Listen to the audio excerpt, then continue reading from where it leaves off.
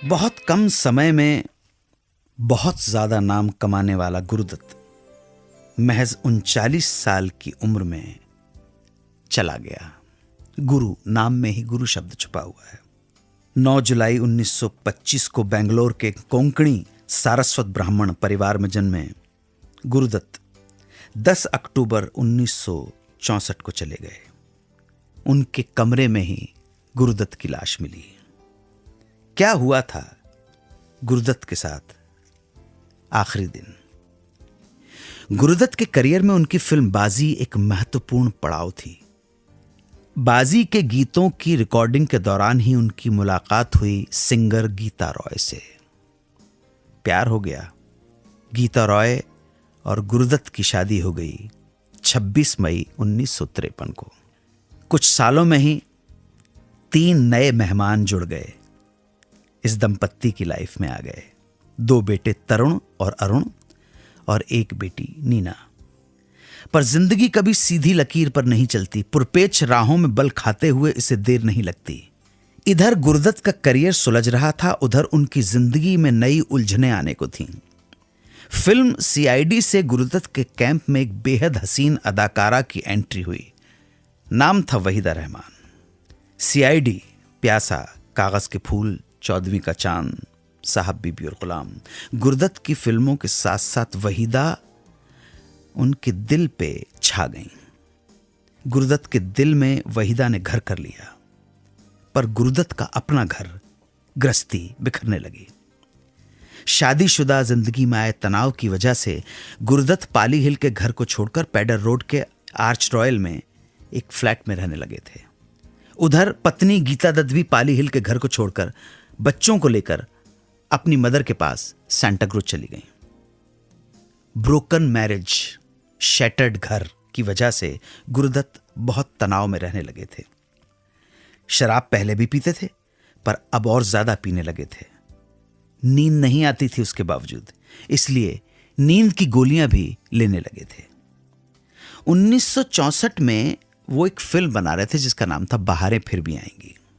तब 9 अक्टूबर 1964 को गुरुदत्त ने अपने भाई देवीदत्त और तनुजा के साथ फिल्म के सेट पर ही लंच किया। उस दिन वो बहुत खुश लग रहे थे। गुरुदत्त को पतंग उड़ाने का बहुत शौक था, इसलिए ड्राइवर को भेजकर बच्चों को अपने पास पतंग उड़ाने के लिए बुलवा लिया। अगले दिन इंडिया और ऑस्ट्रेलिया के बीच टेस्ट मैच शुरू होने वाला था। उन्होंने मैच के टिकट अपने भाई देवीदत्त को दे दिए। फिर देवीदत्त और बच्चों को लेकर कोलाबा पहुंचे, बच्चों के लिए ढेर सारे कपड़े खरीदे और वापस उन्हें उनकी मदर गीता दत्त के पास छोड़ दिया। जब शाम हुई तो गुरुदत्त ने देवीदत्त को कहा कि गीता को फोन करो और बच्चों को वापस बुला लो। पर गीता ने कहा कि अभी नहीं, कल भेज दूंगी बच्चों को। गुरुदत्त उस दिन शाम को अपने बच्चों से नहीं मिल सके। इसके बाद गुरुदत्त ने फोन किया राज कपूर को और राज कपूर से मिलने का अपॉइंटमेंट लिया अगले दिन। देवीदत्त को घर जाने का कहकर गुरुदत्त ने खोल ली शराब की बोतल। थोड़ी देर में दोस्त अबरार अलवी भी आ गए। उस वक्त तक गुरुदत्त बहुत खुश लग रहे थे। अबरार साहब बताते हैं कि वो प्लान कर रहे थे एक बड़े घर का, कि बड़ा घर बनाना चाहता हूं, और इस घर का ब्लूप्रिंट भी उन्होंने अबरार अलवी साहब को दिखाया। इसी बीच गुरुदत्त के टेक्स्ट कंसल्टेंट मिस्टर गोले भी आ गए। गुरुदत्त ने अबरार अलवी से बहारें फिर भी आएंगी के कुछ सीन्स भी डिस्कस किए।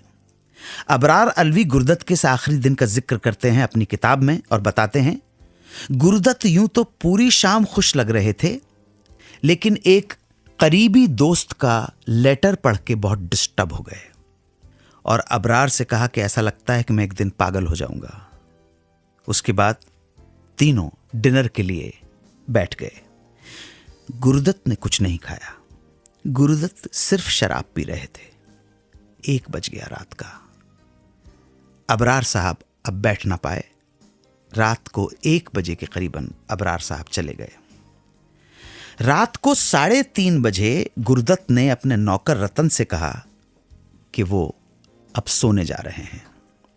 नींद की गोलियां उनके पास रहती थीं। उन्होंने रतन से शराब की एक और बोतल मांगी, बोतल ली और अपने कमरे में पहुंचकर अंदर से दरवाजा बंद कर लिया। सुबह 10:30 बजे तक दरवाजा नहीं खुला। रतन घबरा गया। बहुत जोर जोर से दस्तकें दी, कोई असर नहीं हुआ।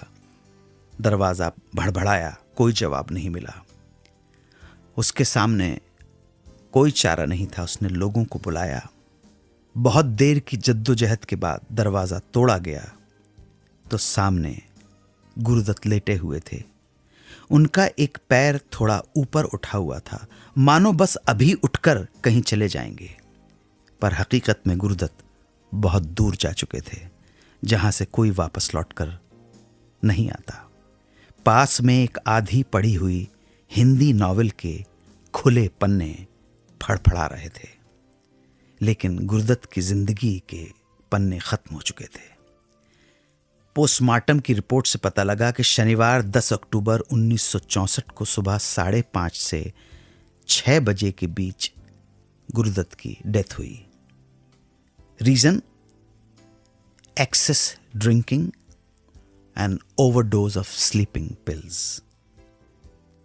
उनकी डेथ के बाद पत्नी गीता दत्त भी भयंकर डिप्रेशन में चली गईं और शराब बहुत पीने लगी।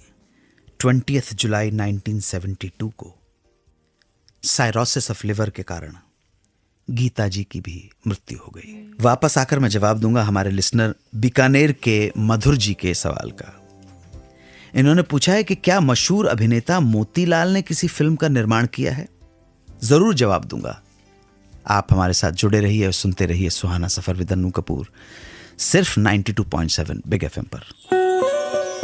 सुनते रहिए रेडियो का number 1 show Suhana suffer with Annu Kapoor, सिर्फ 92.7 बिग एफएम पर।